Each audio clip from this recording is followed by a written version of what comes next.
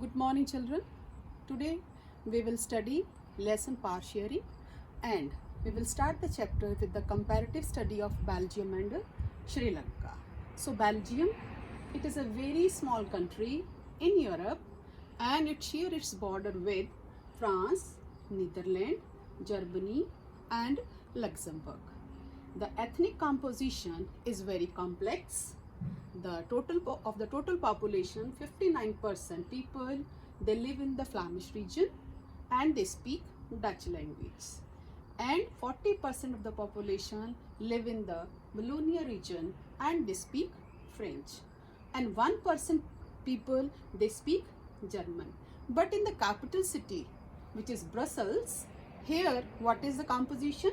80% population speak French language and 20% they speak Dutch. So whereas in the overall majorities of the Dutch people in the Belgium country, whereas in the capital city they are in minority, and French speaking people are in majority in the capital city Brussels, and whereas they are in minority in the country. But the French community people, they are more powerful and rich in Belgium. So the Dutch speaking people, those are in majority in the country, they were deprived of the education facilities as well as economic development. They got all these facilities later on, whereas the French people, they enjoyed it.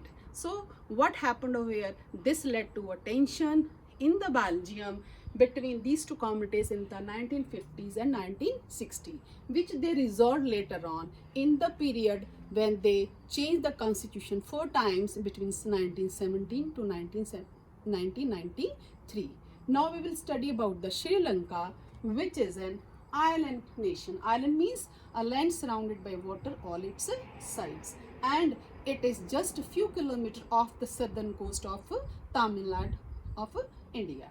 It has a diverse population.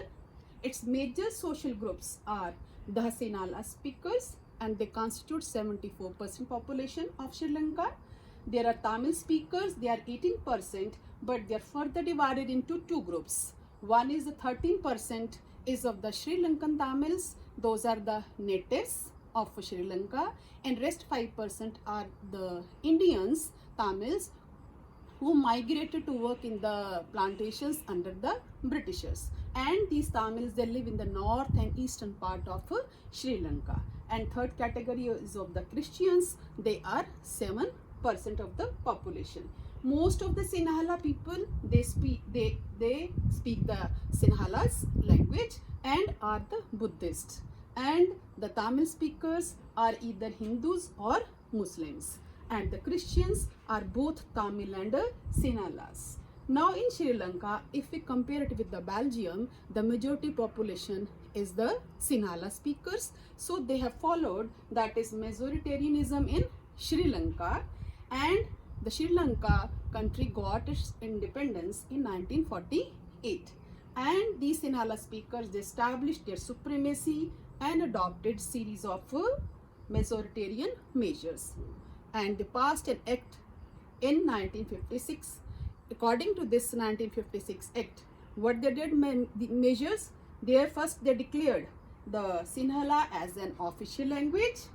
They followed the preferential policies, that is for the Sinhala applicants in the universities as well as in the government jobs. And according to the new constitution, it stipulated to protect and foster Buddhism. So all these measures taken by the Sinhalas, this gradually that feeling of alienation among the Sri Lankan Tamils in Sri Lanka.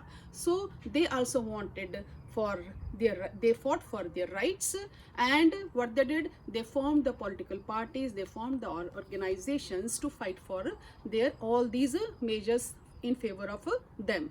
And even in the 1980s, they started demanding a separate, that is the Sri Lankan Tamils demanded separate state for them, Alam. Okay, and what happened then, which created that is the distress among both the communities in Sri Lanka, and it turned into this distress turned into a widespread conflict and soon turned in civil war.